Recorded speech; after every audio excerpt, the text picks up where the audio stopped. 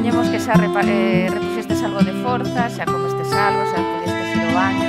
Entón, imos continuar con esta primeira mesa de autores, e esta primeira mesa de autores chamase Claves literarias para tres voces de éxitos, que vai moderar un profe de Lingua e Literatura Galega do IES de Valadares que se chama Moncho Nicolás.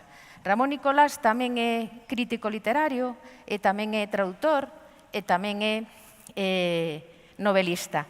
Acaba de publicar agora unha novela que se titula... Ai, que o teño por aquí e me perdín. O espello do mundo. Vale.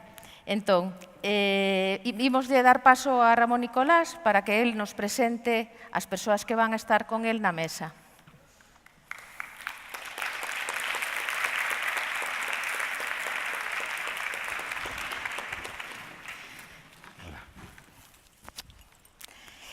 A novela que acaba de publicar é a súa primeira novela, que se desenvolve no Val de Ramirás, aínda que ele é de Vigo, é un lugar que lle gusta moito, ese Val de Ramirás. Efectivamente, moitas gracias. Veña.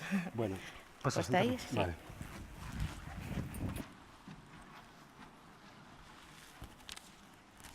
Ben, bos días, moitísimas grazas pola vosa asistencia. Eu estou encantado de estar aquí con todos vos, porque tamén comparto a experiencia, compartín a experiencia de coordinar 2 clubs de lectura no centro no que traballo, e por outro lado, agradecer públicamente ás bibliotecas escolares estas xornadas que creo que son extraordinariamente interesantes. Hoxe, ademais, eu creo que tendes a fortuna de poder falar, poder intercambiar opinións e escoitar, sobre todo, a 3 grandes voces da literatura galega contemporánea, cos que me honro en acompañalos aquí para establecer un diálogo sobre asuntos que agardo sexan do voso interese. Vou dar paso xa entón a primeira das persoas que nos vai acompañar, que é Ledicia Costas.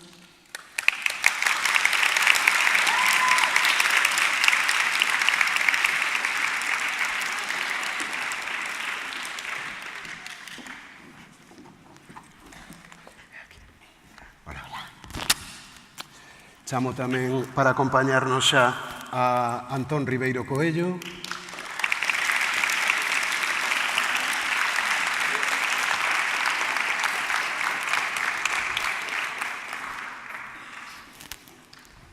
E a Pedro Feijóo, que tamén nos vai acompañar este serán.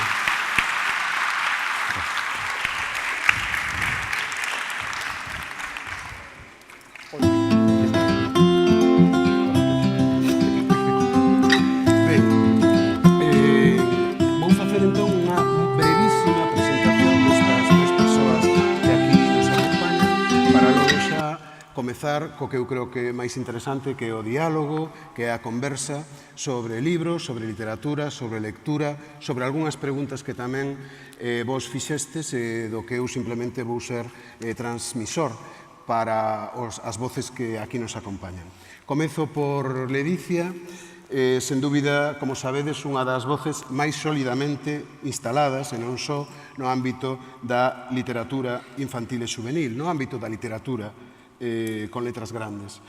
O feito, o meu ver non casual, de que recibise o Premio Nacional de Literatura Infantil con Escarlatina, A pequena defunta, catapulta, como xa ocorreu con Xavier do Campo, con Agustín Fernández Paz, con Fina Casal de Rei e tamén con Paco Martín, catapulta, dicía, a esa dimensión que testemunha o relevante papel que a literatura infantil e juvenil galega desempeña entre nós e fora de nós.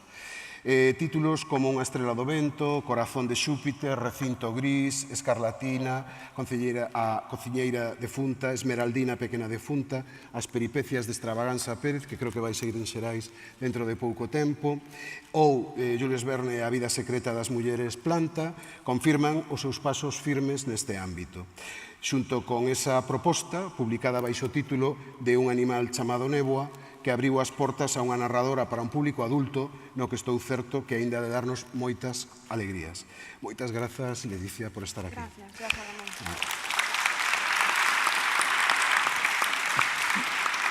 Grazas. Por orde alfabética, Pedro Feijóo. Que dicir de Pedro neste día que está con moita emoción pola súa última novela publicada hai 2 días, Os fillos do lume, que lamento moito, pero aínda non puiden ler. El sabe perfectamente as razóns porque acaba de sair aínda agora ás librerías esta mesma semana. Probablemente falaremos tamén sobre esta novela despois. Pedro é un filólogo por formación. O seu primeiro traballo tivo que ver cunha investigación sobre as cousas de Castelao no diario Galicia, de Valentín Paz Andrade. E logo, cando eu particularmente souben de Pedro, pois tivo que ver cun libro que publicou hai xa algúns anos, Viva o Fu Remol, que de alguna maneira espellaba parte da experiencia de Pedro no ámbito da música, no que el formou parte de grupos como Los Feliz ou Lama Tumba. Mais o Pedro que nos acompaña desenvolve unha carreira meteórica como narrador de ficción desde o ano 2012, onte a noite prácticamente, con Os fillos do mar, e a este sumáronse, como ben sabedes, A memoria da choiva, Morena perigosa e románica, alén deste último título que antes me referín, Os fillos do lume, que fan del xa unha auténtica referencia no panorama da literatura galega contemporánea. Teño para min que unha fortuna que Pedro escollese a opción de protagonizar este camiño, por simplificar, que fideliza a un enorme contingente de lectores e de lectoras en lingua galega, con historias ben ensambladas, moi documentadas e escritas con axilidade e efectividade. Saír do círculo de lectores militantes, entreter e enriquecer o lector, dito nas súas propias palabras, é un pouco o seu obxectivo como narrador. Moitas grazas, Pedro, por estar aquí connosco.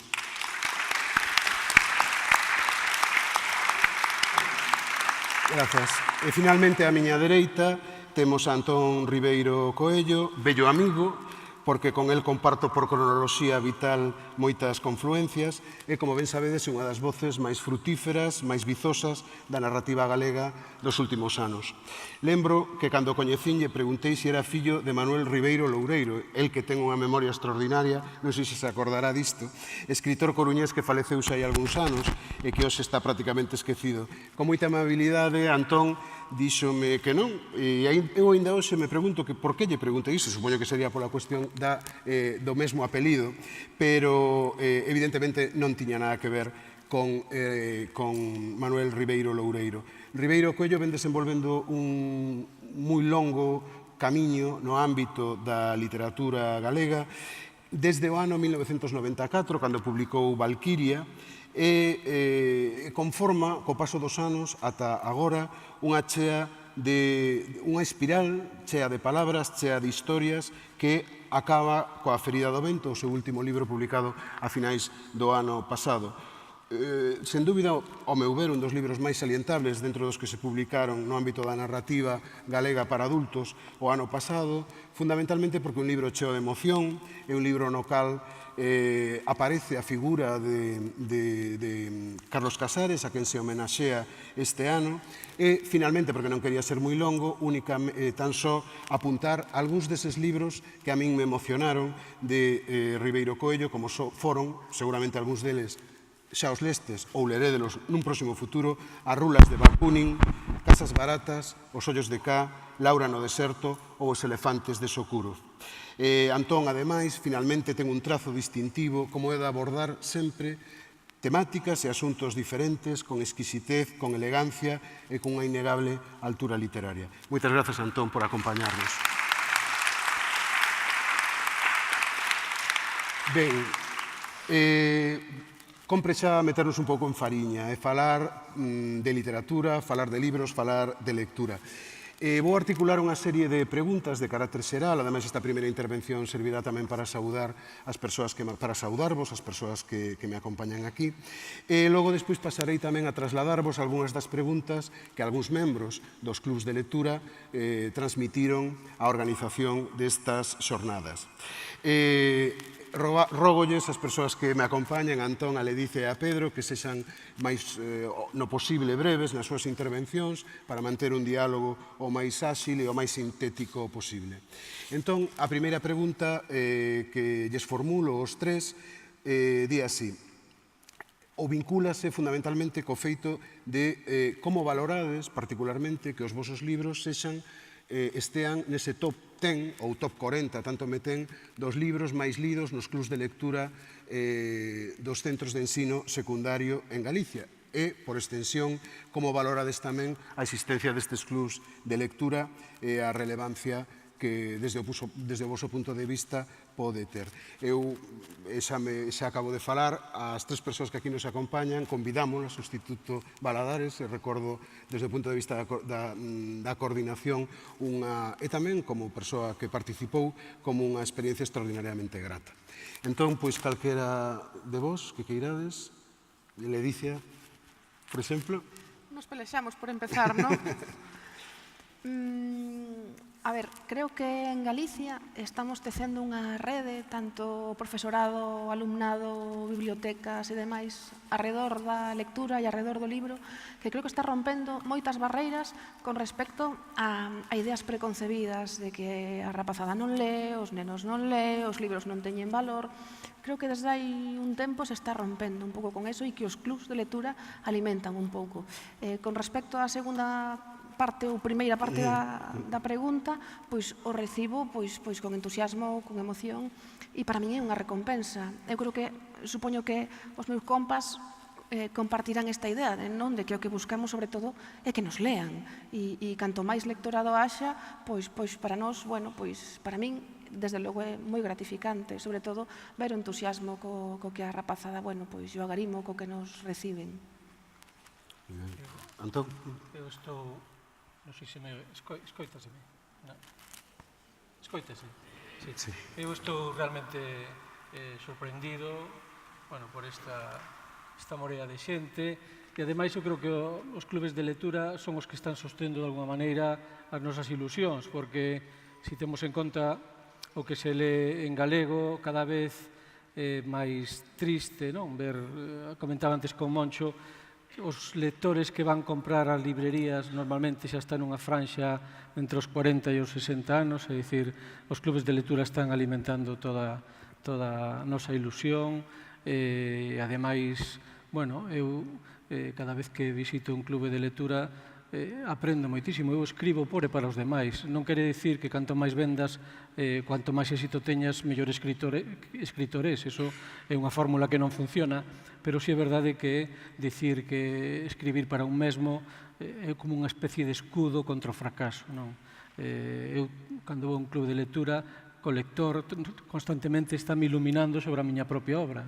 Esta semana deronme 4 ou 5 ideas, incluso me din cousas que ti non pensabas en ningún momento que ia xerar nun lector. Por lo tanto, para min os clubes de lectura son, xa digo, o que sostén de alguna maneira todo o noso traballo, toda a nosa ilusión, tendo en conta o momento que ten o libro, co que loita moitas veces o lecer con outro tipo de espectáculos audiovisuais, e a literatura, ver que en cada vila, en cada cidade se reúne determinado tipo de xente, con alumnos ou con nais, con pais, con persoas que lle gusta a literatura, dende logo é unha semente de esperanza. Moitas gracias. Pedro? No meu caso, pouco máis podo dicir en realidade, pero eu estaba pensando antes que recordo que cando eu empecé a escribir novela, como dicías ti, a miña intención primeira era escribir un pouco cubrindo o que eu sentía que botaba en falla, non? E a miña primeira intención era escribir para ese lector que vai alén da militancia, non? Así que cando o que buscas é manter ou establecer ese diálogo, si ademais resulta que despois descubres que te están dando o regalo tamén de entrar nas bibliotecas escolares, esa sensación, ese premio multiplícase, amplifícase moitísimo, porque conseguir escribir, a máis é o que fago eu non escribo para min xamais, eu sempre escribo para falar co lector outro lado, e na medida posible que se devolva ese diálogo, que haxa un diálogo, que é algo que se consegue dunha maneira máxica nos clubs de lectura. Pero cando escribes desta maneira, buscando ese diálogo co lector, se ademais logo descubres que ese lector que te está lendo tamén é xente nova, o premio é magnífico, porque estás sementando o futuro. Vos sodes os lectores de hoxe, sodes os que ides marcar o rumbo tamén por onde van ir as nosas letras mañá, e estar en contacto co que está ao outro lado dese diálogo, a min pareceme un regalo polo que non paro de dar as grazas todos os días. Moi ben. Unha segunda pregunta, faría tamén outra rolda, ten xa que ver máis con cuestións de carácter máis particular vinculados coa vosa obra literaria. Tamén é unha pregunta que se reiterou en algúns correos que eu recibín por parte de membros dos clubs de lectura e está vinculada coa escolla de temáticas particulares para as vosas obras.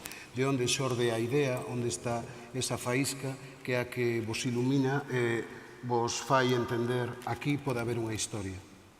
Por exemplo, no meu caso, non sei moi ben se eu busco a historia ou é a historia que me caza a min. E sempre xorde, acaba de mencionar Pedro a palabra maxia, pois nisto eu sí que... A ver, eu non creo nos asuntos esotéricos estes de ninguna clase, non vos asustedes, pero sí que creo que hai un punto máxico en todos os aspectos da creación. E no meu caso sempre sucede que vou conducindo, vou pola rúa ou estou facendo o que sexa e venme á cabeza unha imaxe que prende unha especie de faísca, unha imaxe que logo eu creo que queda aí traballando no meu subconsciente. Por exemplo, por poñer un exemplo práctico, con Escarlatina, a cociñeira defunta, o que me vou á cabeza foi a imaxe de unha nena falecida no século XIX que era a cociñeira oficial do mundo dos mortos. E a partir desa idea, sentei diante do ordenador e empecé a dedicarlle horas. E sempre do mesmo xeito, con Jules Verne e a vida secreta das mulleres planta, a imaxe foi a dunha rapaza de 14 anos que axitaba así o pelo e lle saían da melena partículas de pole. E a partir de aí, pois, naceu todo o entramado de Jules Verne e a vida secreta das mulleres planta. Non sei moi ben explicar como sucede. Un momento no que se prende algo que máxico e a partir de aí empezo a traballar. Moi ben, esa cousa indefinible, non? Sí, é difícil de escribilo. Moi ben. Unha experiencia... Unha chispa. Unha chispa faísca. Non se sabe exactamente por qué. Os escritores somos esponxas, estamos absorbendo constantemente o que pasa na realidade. Eu ás veces digo que eu vivo nunha realidade literaria. Todo o que me está acontecendo durante o día, unha ollada dun alumno, unha ollada dunha persoa, un comentario, todo pode formar parte de materia literaria. Eu creo que a función do escritor é quitarlle a graxa as cousas anodinas dunha historia e saber transmitila. Eu poño un exemplo concreto, dicía Heráclito que a historia está en aprender a esperar o inesperado. Hai que esperar, a veces tens que esperar meses ata que xorde esa chispa que desenvolve todo. Pero estar atento. Conto unha anécdota de que me pasou hai pouco dunha nena que eu estaba asinando libros na miña vila e había unha nena pequeniña de 5 ou 6 anos que estaba mirando para min, eu creo que mirábame para a calva, facíalle graza, estaba todo o rato mirando, eu acabei asinando e cando cheguei á última asinatura a rapaza mirou para min e dixenlle: neniña, ao mellor queres preguntarme algunha pregunta? E dímela: sí, quero. E dime, miroume outra vez para a calva e dime: e ti ata onde te lavas a cara? Nese momento, como hai aquí escritores, a historia está escrita xa, pero regaloume xa un microrelato, escribino, cheguei a casa rapidamente escribino, porque a percepción que tiña esa rapaza, pois deu unha historia fantástica. Creo que temos que estar atentos sempre a ese pequeno detalle, esa pequena historia que nos contan, que nun momento determinado contan, a mellor non parece que non ten importancia, pero despois vas, como di ela, no coche e diste, carai, e se eso lle dera unha volta e sigues con ela, e mira, tiraste anos con esa idea ata que en determinado momento pose posta a escribir e ves que a historia xorde sola. Non hai técnicas para dicir, bueno, vou empezar unha novela, non, eu levo 5 meses cunha historia aí na cabeza, pero non me poño a escribila mentras non teña todo desarrollado. Se non sería moito máis fácil, pero non é tan fácil. Claro. Moi ben. E Pedro? No meu caso un pouco diferente. Eu sí que entendo o que dicides e sei que é así, pero na miña situación os meus temas xorden un pouco máis da necesidade. Eu, como dicía aí atrás, non é que sexa un escritor ou uso nese campo, nese sentido. Eu son un lector que empezou a escribir as cousas que non acaba de atopar exactamente. Mais nun país como o noso, onde ademais quedan tantas cousas por facer e hai tanto traballo por construir, a hora de escoller os temas, a min, por exemplo, a min encantaríame botar a vida escribindo sobre historias de amor que acaban ben, a ver se así aprendo dunha vez e saco algo en claro de como se fai isto.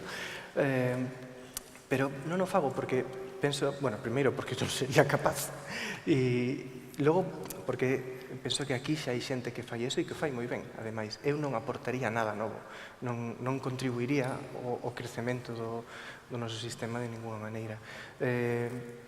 A min chamame moito máis a atención observar cales son eses espazos que máis ou menos aínda quedan valeiros e como podo contribuir eu a encher eses espazos. Por iso, todos eses traballos sobre a historia, sobre a identidade, sobre por que escribo sobre Rosalía, porque somos nós, porque Rosalía é a nosa cultura, é unha imaxe de nós mesmos e aínda queda moito por afondar, por saber, por descubrir. Por iso fago esta trampa. Eu xogo a que pareza que estou escribindo unha novela de aventuras, a que pareza que busco nada máis entretervos, pero en realidade o que estou facendo é xogar cunha trampa venenosa. Eu, como dicía hai pouco nunha entrevista, xogo a menear un osiño de peluche diante de vos mentre solto unha serpe venenosa por debaixo da mesa. E a escolla deses temas ven un pouco da necesidade. Por iso, por exemplo, agora estaba escribindo sobre a Reconquista ou sobre como se forma a nosa memoria a partir dese punto. É un pouco por iso, por ver como podo contribuir, de que maneira podo aportar eu algo. Moi ben. Outra cuestión que vos quería formular ten que ver tamén co vosso traballo de narradores, narradora, que ten que ver con esa fase previa que é o da documentación. Esa parte que non se ve no resultado final das vosas obras e que non se debe de ver, pero que de alguna maneira o lector ou a lectora intúe que está detrás. Entón, nese sentido, particularmente, que importancia lle dades a ese proceso, se é que tal vez haxa algunha novela vosa que non o precise, vai todo de corrido, como unha enxurrada, ou hai outras obras nas que sempre, ou é obrigado, tal vez, quería que reflexionarades sobre iso, o traballo de documentación, de lectura, de preparación, de diversos traballos narrativos vosos. No meu caso, eu traballo, como digo eu, por empachos. Pero creo que isto me ven de formación. Eu estudei Dereito e en Dereito metíame uns empachos ali de apuntamentos que aquilo era brutal. O Dereito romano non vos quero nin contar aqueles libros que me tiña que estudar e sempre, claro, a última hora. Co cal aprendín a acumular moitísima información en pouco tempo. E eu para escribir, pois, uso a técnica do empacho. É dicir, empezo a ler de maneira non descontrolada, non? Pero compulsiva. Todo o que podo durante varias semanas, acumulo moita información, despois empezo a escribir. E entón, a medida que necesito consultar algo concreto, pois aí vou onde teño que recollelo xusto, non? Pero sí, é o que podo dicir, que funciono por empachos e que lle deu moitísima importancia ao tema da documentación. Primeiro, para non meter a pata. Iso é algo básico, é esencial, porque ademais, moitas veces escribimos sobre temas que nós non controlamos. A Reconquista, por exemplo, eu supoño que Pedro aí o dirá él, non? Pero sí que aí tivo que documentarse, ou mesmo Antón, a Segunda Guerra Mundial, non? E seguro que tamén, pois no meu caso... Con Jules Verne, a todo este mundo do Vigo, de finais do século XIX, Sanjurjo... Tes que documentarte, e iso eu creo que a min, polo menos, me axuda a meterme nese universo, e como que me traslado aí, e a partir de entón é todo moito máis sinxelo. É fantástico. Aínda que é un traballo a veces duro, os escritores convertémonos en especialistas en cousas que non lle interesan a ninguén, pero ás veces simplemente para que unha páxina túa teña esa respiración da época. Non necesitas poñer datos. Nótalo ás veces. Unha persoa nota cando unha novela está ben documentada, aínda que non poñas datos. Eu creo que é un traballo duro, pero é un traballo necesario. E aparte, os escritores non sempre estamos en momento de inspiración e de momento efusivo, de ilusión de escribir. Entón, temos que aproveitar eses momentos que a veces non estás tan eufórico para documentarte sobre calquera cousa. Hoxe temos moita máis facilidade que tiñan os escritores hai un século, é dicir, a través de internet, do Google Maps, e todo, podes realmente acceder a moita información, e incluso non tes por que estar nos lugares. Pero é un traballo necesario para que as túas obras respiren por outra época e danos a posibilidade maravillosa tamén aos escritores de vivir outra época, de habitar. Eu digo que teño memoria literaria, porque mesmo que estive na Segunda Guerra Mundial, que estive na Guerra Civil, eu teño a sensación de que eu tamén vivín esa época, non? Creas unha situación casi a veces de delirio, cando empezo a contar cousas de atrás, porque xa me din, papá, eso xa non o viviches ti. E digo, xa, pero dá má sensación de que viví, que máis dá? É dicir, esa sensación de que viviches máis vidas é importantísimo para escribir unha novela como Laura no deserto, que me levou 6 anos, que realmente tirei moitísimas horas, tamén páxinas. Dicía Laura en Vintet, un escritor que de cada 1000 páxinas que lía, escribía unha. É dicir, eu non sei realmente a proporción que foi no meu caso, pero eu tiña a casa, cando foi o tema de Laura no deserto, caixas enteiras de libros, por sorte, con moi bons amigos que teñen grandes bibliotecas, que senón arruinaríame para comprar todos eses libros. Pero era necesario para escribir a novela que eu quería. Eu non vou dicir nada novo neso, porque efectivamente, claro, sobre todo cando traballas con novela histórica, a documentación, no meu caso, agora escoitaba a Ledi e dicía, jo, que envidia, porque falaba de poder ler empaparse de información durante semanas, non? No meu caso, por exemplo, o proceso de documentación para esta última foron 2 anos, só de documentación, e non empezo a escribir ninguna soa liña ata que non sei que vou falar con seguridade do que vou falar. E ademais son procesos que para o escritor son apaixoantes. Moitas veces, agora recordaba cando dicías de que os escritores somos expertos en información que non lle interesa a ninguén. A min gustame moito como di Domingo Villar, somos os campeóns dos datos inútiles. Pero, sí, chegas a acumular un montón de volumen, bueno, milleiros e milleiros e milleiros de páxinas de documentación, de entrevistas, do que logo ten que notarse o menos posible. Pero no meu caso unha parte determinante de calquera traballo, da igual que sexa unha novela histórica moi medida, que sexa unha comedia. Se digo que vou roubar unha virxe do século XV, teño que saber canto pesa esa virxe, se se pode mover, se se pode sacar do altar, se está anclada, se non. E aínda así, por iso dicía que non digo nada novo, pero estaba acordándome de que aínda así, por máis que o queiras controlar, sempre hai algo que se che cola. Cando dicía Ledio para non meter a pata, eu son un campeón destas cousas. Para que vos parades unha idea, eu recordo cando estaba coa documentación dos Fillos do Mar, que, bueno, é unha novela sobre, ten como motor a batalla de Rande, os galeóns. Para escribir sobre os galeóns, eu cheguei a un punto no que eu creo que podería ter pilotado un galeón tranquilamente. Sabía cantos eran, como estaban construídos, os tipos de madeira, se os canóns eran de bronce, de ferro, cantos tiñan, a que longitude disparaban. Vale, teño clarísimo, vou non escribir. Escribes, publicas a novela, todo moi ben, e de repente un día chámate María Canosa, que acaba de gañar o Merlín agora, e contame, oye, a novela moi ben, gustounos moito, aquí na casa lemos todos, somos todos xente de mar, gustounos moito, pero hai unha cousa que che quería preguntar. E digo, nada, pregunta. Mira, é que aquí, claro, xa sabes que todos somos xente de mar e hai unha cousa que nos chamou moita atención. Igual aí, polas Rías Baixas, porque la EDC, igual polas Rías Baixas, aí sí que o facedes así, pero que pasa?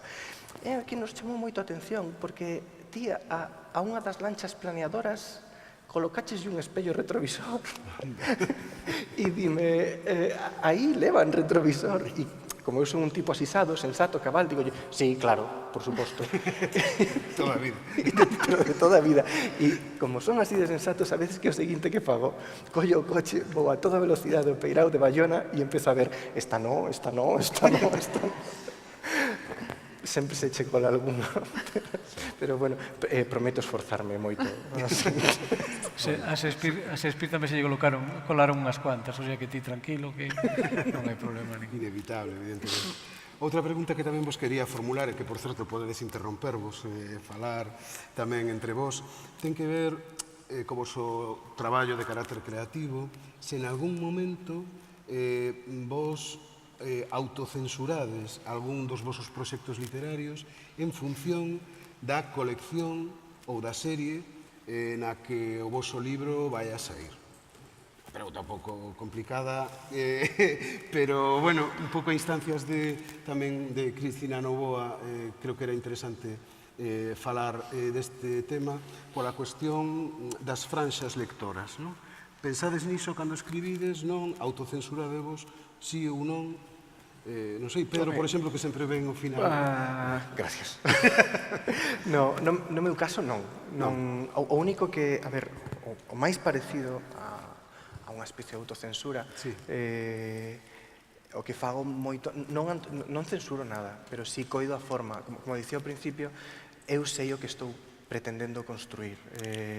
E boa parte dese proxecto é ese diálogo co lector. Eu vou propoñerlle ao lector que se embarque nunha aventura de 400 páxinas, a veces máis. E claro, necesito coidar moito a forma. Eu, se che vou pedir que entres nese xogo, a cambio vouche ofrecer un formato que sexa o máis dinámico posible, que che resulte entretido.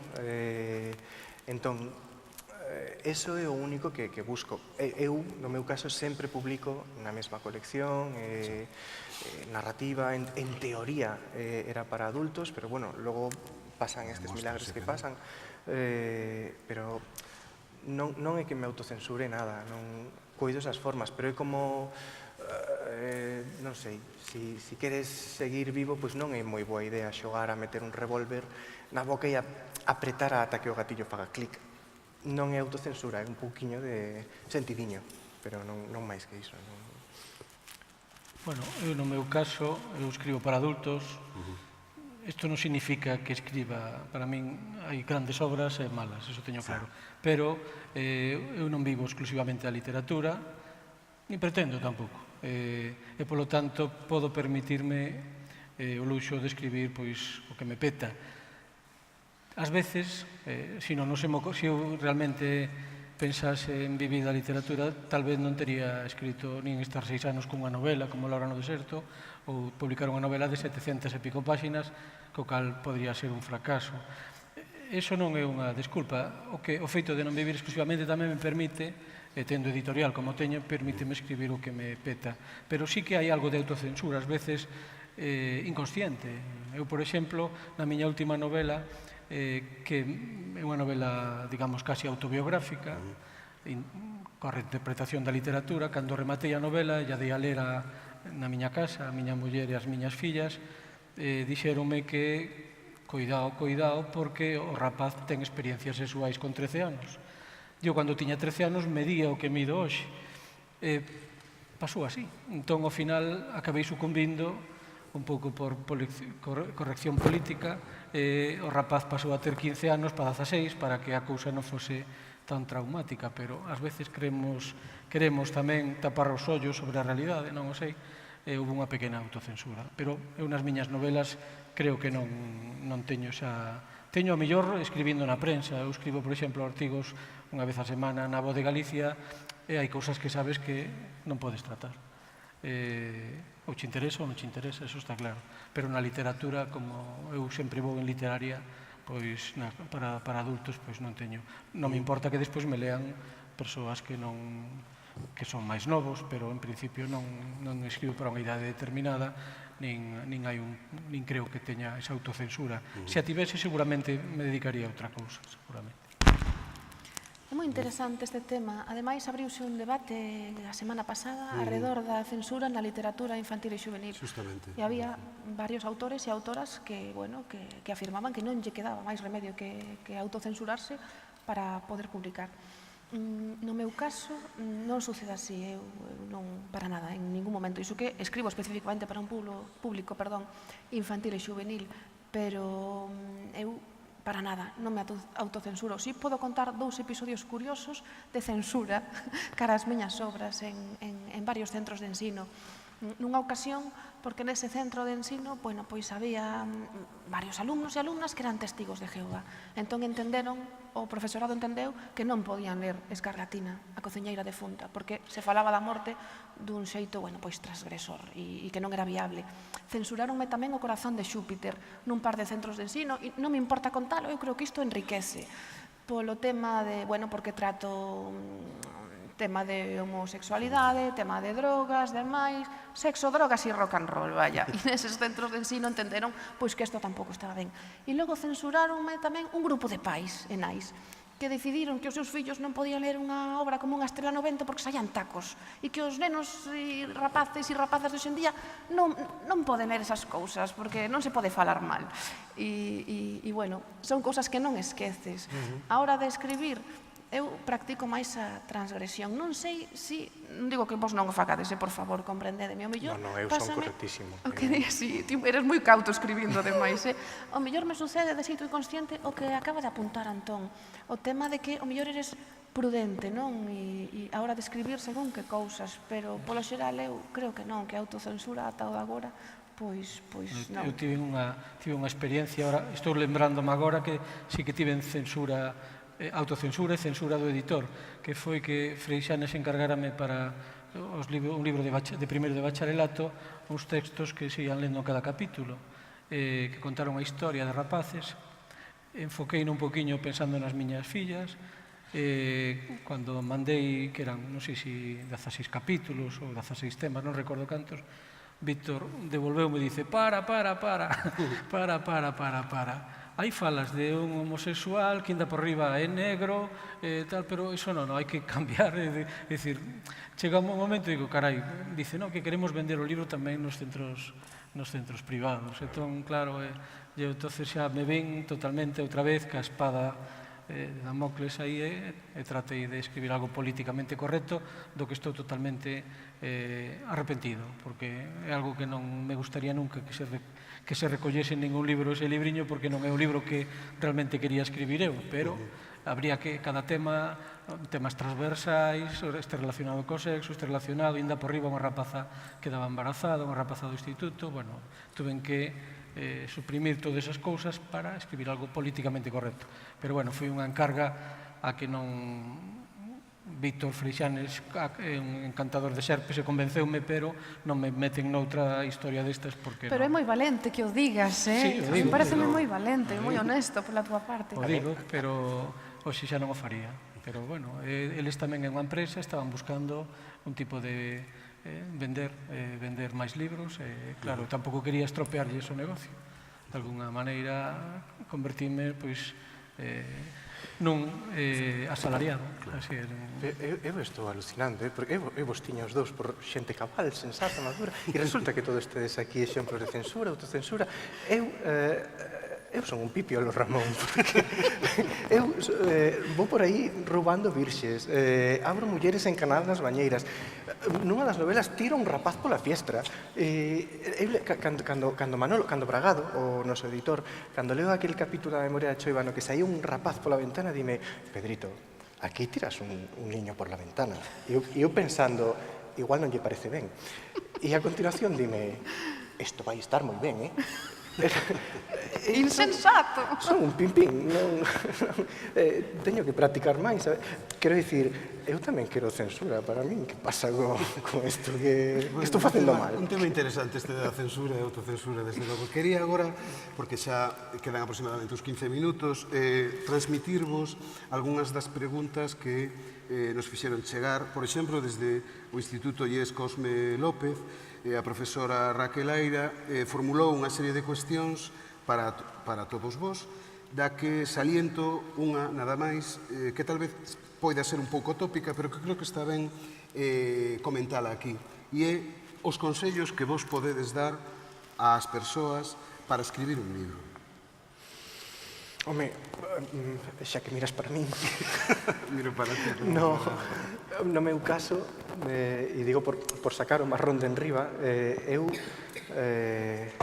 como dicía Woody Allen, en caso de guerra, eu solo serviría como prisioneiro. Solo sirvo de exemplo como mal exemplo. Así que, isto de dar consellos a min dáseme fatal. Se tivese que dar un, que... Home, quen sinta ese pulo de querer escribir, quen leva unha historia dentro e sinta a necesidade de sacala, pois que o primeiro que creo que ten que facer é creer niso que fai e estar convencido de que, por moito que lle digan, si el cree e ten fe no que está facendo, pois escribir desde o corazón e sacalo para adiante. Se alguén ten algo que dicir, que o diga. O resto, pois, bueno, casi prefiro que, xa que tedes exemplos de censura e autocensura, pois que igual tamén tedes algo que dicir nesto, pero eu non me atrevería a dicir moito máis. Eu dei algún obradoiro de literatura para rapazas, sobre todo, que lles interesaba, foi unha experiencia fantástica, pero non sabes explicar realmente por qué. É dicir, ás veces, cando empezas a escribir, sempre son os demais os que deciden que ti és escritor. No meu caso pasou. Eu conto moitas veces que na miña casa non había libros, eu non nací nunha casa con libros, empecé a escribir xa non tan tarde como Pedro, pero con 22, 23 anos. E o que diría é que para escribir, sobre todo, hai que estar atentos, ter unha idea, creer nela, e que alguén te anime tamén. Iso é importante, alguén que che diga isto vale. E iso non é tan fácil a veces. Eu conto anécdota moitas veces de Valle Inclán, que se lle acercou unha vez un home e dixolle: Don Ramón, yo tamén escribo, sería tan amable de lerme mis relatos? E dixolle Valle Inclán, dixolle: bueno, pues lereillos. Ao cabo de 15 días volvernos a topar e dixolle: Don Ramón, ha tenido oportunidade de ler mis relatos? E dixolle: sí, he tenido oportunidad. ¿Y qué? ¿Qué le ha parecido? Ha dicho Valle Inclán. ¿A usted le gusta la creación? Dice: sí, mucho, don Ramón. Pues si le gusta la creación, cásese y tenga hijos. É unha maneira terrible de que alguén che diga que non vales para escribir, pero porque ás veces esa persoa que ten 3 carreiras, que é unha persoa superculta, que está sempre lendo, cando se pon a escribir, é tan terriblemente cursi, é tan terriblemente malo. Pois eu creo que aí está a democracia da escrita. Todos os que estamos aquí, todos temos un lápiz e un papel e todos podemos escribir. Porque uns o fan ben e outros o fan mal? Pois eu creo que é unha cuestión de ollada. Os escritores debemos ter unha parte de talento, e esa parte de talento que temos pois é a que nos vale para ver cousas onde os demais non ves. Por lo tanto, eu se hai algún rapaz, algunha rapaza que ten esa posibilidad de ver cousas que non ven os demais, que os escriba. Aqueles que tedes amigos invisibles e falades con eles, é probable que tamén sexades escritores. Aqueles xa mellor que teñen a posibilidade de escribir unha poesía, pois algún día colle de un relato e escribídeo. Seguramente ahora teredes a oportunidade a través de profes, a persoas que seguramente vos poden valorar e dicir: isto que escribiches vale, ou presentalo a un premio tamén, que é outra das posibilidades. Pero é difícil dar unha fórmula simplemente que se solten. Eu a técnica que tiña, que eu que non son poeta, era coller palabras, espallalas todas no encerado e perder o medo a utilizalas, inventando cousas que non sabes o que significan, pero despois dabarlle a ler a outras persoas e resulta que lle dan un premio. É dicir, e entón as rapazas dábanse conta de que o que estaban creando era algo abstracto, pero que estaba gustando. É dicir, por iso que a literatura non nace en ti, sino que acaba nacendo nos demais. Ledicia, brevemente, por favor. Brevemente, eu era unha nena que xogaba moito coas palabras, ata tal punto que lembro que os meus pais, cando as persoas adultas, cando mantiñan unha conversa entre eles, a mí me resultaba aburridísimo, que facía? Na miña cabeza daballe a volta o que estaban dicindo e aprendín a falar do revés. E sei que esternocleido mastoideo do revés é o Ediochan o Dialconretxe. Sei que vivan os clubes de lectura de Galicia é Navipso, Sulf, Arutzel, Ez, Aizilag. E como non sabedes, eu digo, ven a ver quen me leva a contraria. E así xogando coas palabras, lendo moitos libros, pois tomeino como un xogo, empecé a presentarme a concursos e acabei publicando libros. E sempre desde un punto de vista divertido. Escribir tamén é moi divertido. Sufrimos, pero gozamos. Moi ben, moitas grazas. A mesma profesora do IES Cosme López transmite unha cuestión que quería tamén comentar aquí moi brevemente. Na realidade, a miña esquerda teño dous escritores profesionais, a miña dereita un escritor tamén profesional, pero non se dedica full time á cuestión da escrita. Entón, unha das preguntas deste centro era o tempo que se lle dedica á creación literaria. Bueno, supoño que no voso caso son 24 horas sobre 24, sacando que... E algunha máis. E algunha máis, e no teu, digo, bueno, e no teu caso, pois o que as túas posibilidades laborais che permiten, non? Eu dedicolle 24 horas. 24. Eu teño un traballo que me permite estar pensando nas miñas novelas. Non é un traballo de responsabilidade, é un traballo de administrativo. Estou nun centro no que o traballo tampouco me mata. Estou constantemente atendendo solicitude, falando, pero estou sempre pensando, estou traballando. Cando me vou á cama, sigo traballando, incluso teño, non sei se a vos pasa igual, eu teño un caderniño de notas ao pé da mesa de noite, porque ás veces experto cunha idea que me parece fantástica, anoto, pola mañá doume conta de que non vale para nada, pero estou todo día pensando na literatura. Para min, eu xa dicía antes, vivo dentro dunha novela na que eu non son un personaxe máis, na que estou tratando de buscar. E traballo profesionalmente na literatura. Eu considérome realmente un escritor profesional. A única diferencia que hai entre min e Vargas Llosa é que el vive da literatura e eu non podo vivir, pero seguramente eu traballo tantas horas como a él, ou máis, seguramente a máis. Tal vez teña menos talento, tamén é verdade. E que Vargas Llosa tamén ten, agora ten desconto en porcelanosa tamén, os alicatados que vanlle mellor. Ten moito máis traballo. Perdón. É que non teño filtro e... Sobre esta cuestión da... Claro, eu dedicolle todo o tempo igualmente. Estaba pensando, de feito, nesto que supoño que somos un pouco casos de obsesivos compulsivos non diagnosticados. Estaba pensando nesto que dicías de ter o caderno ao lado.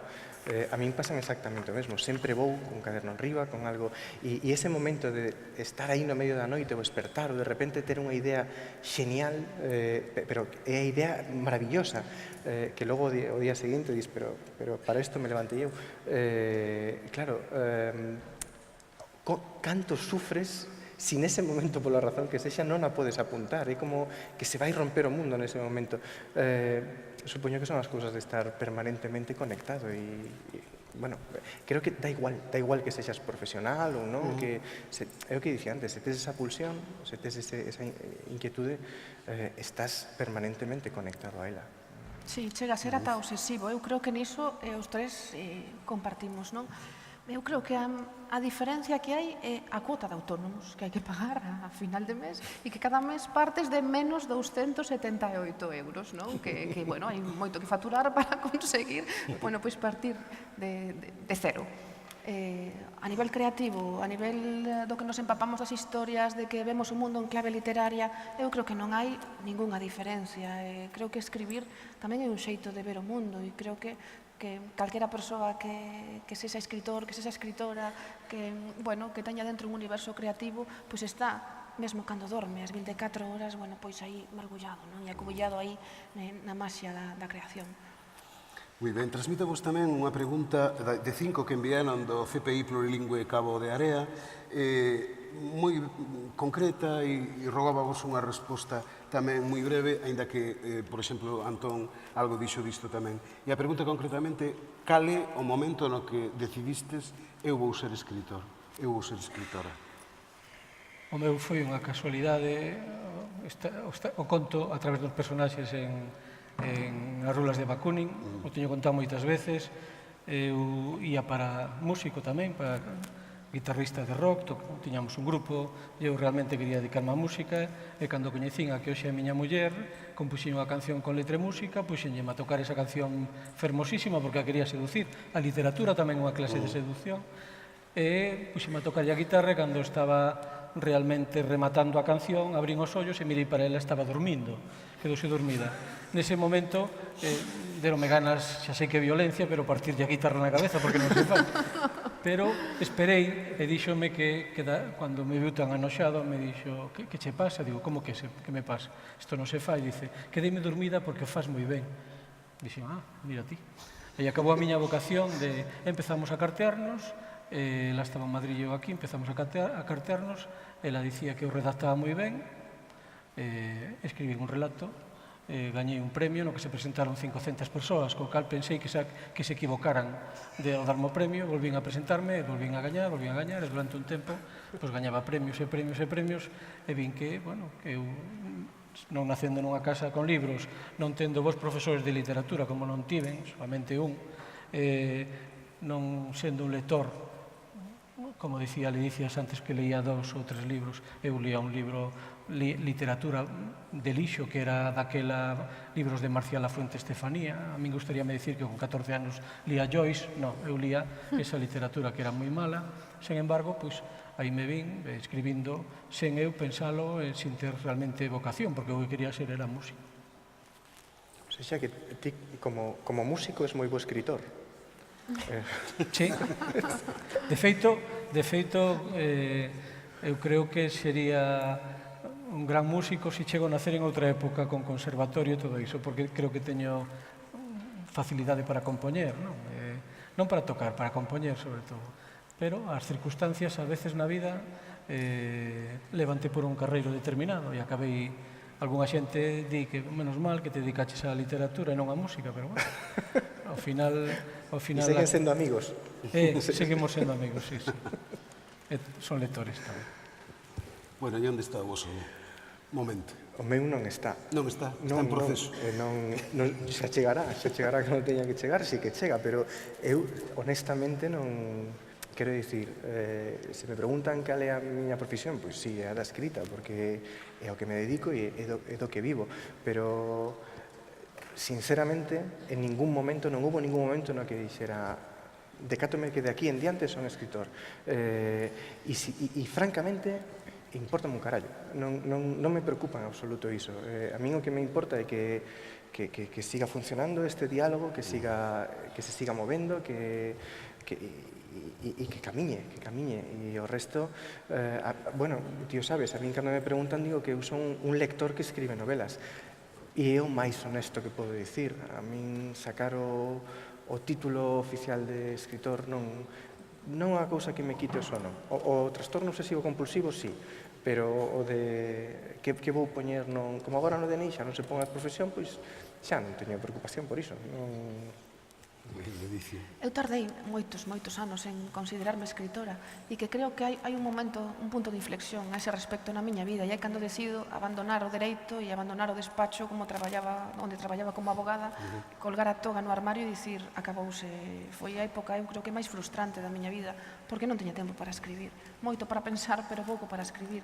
E no momento en que decidín abandonar o dereito, e, bueno, sigo sendo abogada porque eu pongo o título ali, non? Pero pouco máis. E dedicarme por inteiro á escrita, a partir de aí sí que dixen, bueno, pois sí.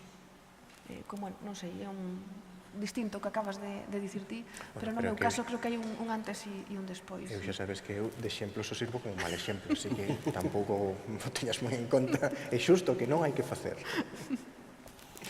Ben, quedan apenas 2 minutos.